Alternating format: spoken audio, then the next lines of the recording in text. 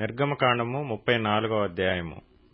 మరియు యెహోవా మోషేతో, మొదటి పలకల వంటి మరి 2 రాతి పలకలను చెక్కుము. నీవు పగలగొట్టిన మొదటి పలకల మీదనున్న వాక్యములను నేను ఈ పలకల మీద వ్రాసెదను. ఉదయమునకు నీవు సిద్ధపడి ఉదయమున సీనాయి కొండ ఎక్కి అక్కడ శిఖరం మీద నా సన్నిధిని నిలిచియుండవలెను. ఏ నరుడును నీతో ఈ కొండకు రాకూడదు, ఏ నరుడును ఈ కొండ మీద ఎక్కడనైనను కనపడకూడదు. ఈ కొండ ఎదుట గొర్రెలైనను ఎద్దులైనను మేయకూడదని సెలవిచ్చెను. కాబట్టి అతడు మొదటి పలకల వంటి 2 రాతి పలకలను చెక్కెను. మోషే తనకు యెహోవా ఆజ్ఞాపించినట్లు ఉదయమందు పెందలకడ లేచి ఆ 2 రాతి పలకలను చేత పట్టుకుని సీనాయి కొండ ఎక్కగా, మేఘంలో యెహోవా దిగి అక్కడ అతనితో నిలిచి యెహోవా అను నామమును ప్రకటించెను. అతని ఎదుట యెహోవా అతని దాటి వెళ్ళుచు, యెహోవా కనికరము, దయ, దీర్ఘశాంతము, విస్తారమైన కృపాసత్యములు గల దేవుడైన యెహోవా, ఆయన 1000 మందికి కృపను చూపుచు దోషమును, అపరాధమును, పాపమును క్షమించును గాని ఆయన ఏమాత్రమును దోషులను నిర్దోషులుగా ఎంచక 3-4 తరముల వరకు తండ్రుల దోషమును కుమారుల మీదికిని కుమారుల కుమారుల మీదికిని రప్పించునని ప్రకటించెను. అందుకు మోషే త్వరపడి నేల వరకు తల వంచుకుని నమస్కారము చేసి, ప్రభువా, నా మీద నీకు కటాక్షము కలిగిన ఎడల నా మనవి ఆలకించుము. దయచేసి నా ప్రభువు మా మధ్యను ఉండి మాతో కూడా రావలెను. వీరు లోబడనొల్లని ప్రజలు, మా దోషమును పాపమును క్షమించి మమ్మను నిస్వాస్థ్యముగా చేసుకొనుమనెను. అందుకు ఆయన, ఇదిగో నేను ఒక నిబంధన చేయుచున్నాను.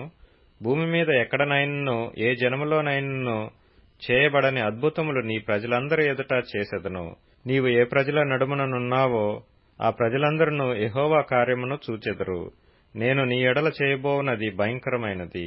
నేడు నేను నీకు ఆజ్ఞాపించు దానిని అనుసరించి నడువుము.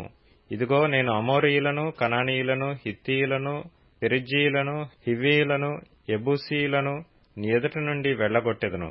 నీవు ఎక్కడికి వెళ్లుచున్నావో ఆ దేశపు నివాసులతో నిబంధన చేసుకొనకుండా జాగ్రత్త పడుము. ఒకవేళ అది నీకు ఉరి కావచ్చును. కాబట్టి మీరు వారి బలిపీఠములను పడగొట్టి వారి బొమ్మలను పగులగొట్టి వారి దేవతా స్తంభములను పడగొట్టవలెను. ఏలయనగా వేరొక దేవునికి నమస్కారం చేయవద్దు. ఆయన నామము రోషము గల యెహోవా, ఆయన రోషము గల దేవుడు. ఆ దేశపు నివాసులతో నిబంధన చేసుకొనకుండా జాగ్రత్త పడుము. వారు ఇతరుల దేవతలతో వ్యభిచరించి ఆ దేవతలకు బలి అర్పించుతున్నప్పుడు ఒకడు నిన్ను పిలిచిన ఎడల నీవు వాని బలి ద్రవ్యమును తినకుండా చూచుకొనుము.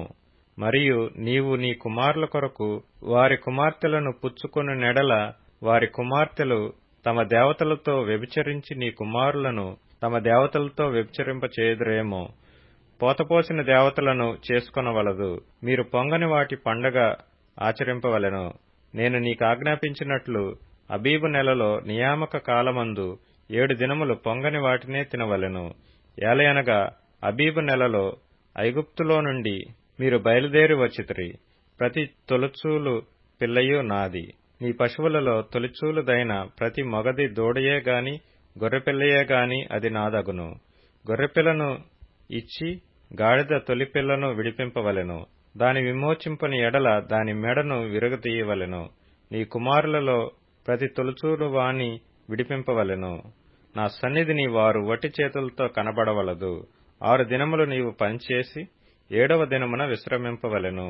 దున్ను కాలమందైనను కోతకాలమందైనను ఆ దినమున విశ్రమింపవలెను.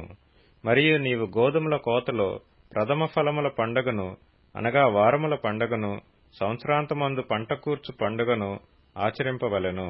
సంవత్సరమునకు ముమ్మారు నీ పురుషులందరూ ప్రభువును ఇశ్రాయేలీల దేవుడునైన యెహోవా సన్నిధిని కనబడవలెను. ఏలయనగా నీ ఎదుట నుండి జనులను వెళ్లగొట్టి నీ పొలిమేరలను గొప్పవిగా చేసెదను. మరియు నీవు సంవత్సరమునకు ముమ్మారు నీ దేవుడైన యెహోవా సన్నిధిని కనబడబోవునప్పుడు ఎవడనూ నీ భూమిని ఆశింపడు. నీవు పులిసిన దానితో నా బలి రక్తమును అర్పింపకూడదు. పస్కా పండుగలోని బలి సంబంధమైన మాంసమును ఉదయకాలం వరకు ఉంచకూడదు. నీ భూమి యొక్క ప్రథమ ఫలములలో మొదటివి నీ దేవుడైన యెహోవా మందిరంలోనికి తేవలెను. మేకపిల్లను దాని తల్లిపాలతో ఉడకబెట్టకూడదు. మరియు యెహోవా మోషేతో ఇట్లనెను, ఈ వాక్యములను వ్రాసికొనుము. ఏలయనగా ఈ వాక్యములను బట్టి నేను నీతోనూ ఇశ్రాయేలీయులతోనూ నిబంధన చేసియున్నాను. అతడు 40 రేయింబగళ్లు యెహోవాతో కూడా అక్కడ నుండెను.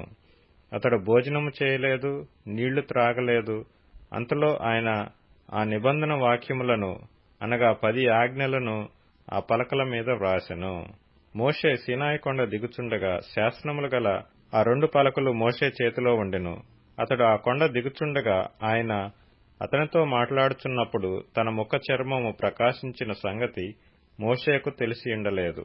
అహరోనును ఇశ్రాయేలీయులందరూ మోషేను చూచినప్పుడు అతని ముఖ చర్మము ప్రకాశించెను గనుక వారు అతని సమీపింపవెరచిరి. మోషే వారిని పిలిచినప్పుడు అహరోనును సమాజ ప్రధానులందరూ అతని యొద్దకు తిరిగి వచ్చిరి. మోషే వారితో మాట్లాడెను. అటు తరువాత ఇశ్రాయేలీయులందరూ సమీపింపగా సీనాయి కొండ మీద యెహోవా తనతో చెప్పినది యావత్తును అతడు వారికి ఆజ్ఞాపించెను. మోషే వారితో ఆ మాటలు చెప్పుడు చాలించి తన ముఖం మీద ముసుగు వేసుకొనెను. అయినను మోషే యెహోవాతో మాట్లాడుటకు ఆయన సన్నిధిని ప్రవేశించినది మొదలుకొని అతడు వెలుపలికి వచ్చు వరకు ఆ ముసుగు తీసివేసెను. అతడు వెలుపలికి వచ్చి తనకు ఆజ్ఞాపింపబడిన దానిని ఇశ్రాయేలీయులతో చెప్పెను. మోషే ముఖ చర్మము ప్రకాశింపగా ఇశ్రాయేలీయులు మోషే ముఖమును చూచిరి. మోషే ఆయనతో మాట్లాడుటకు లోపలికి వెళ్ళు వరకు తన ముఖం మీద ముసుగు వేసుకొనెను.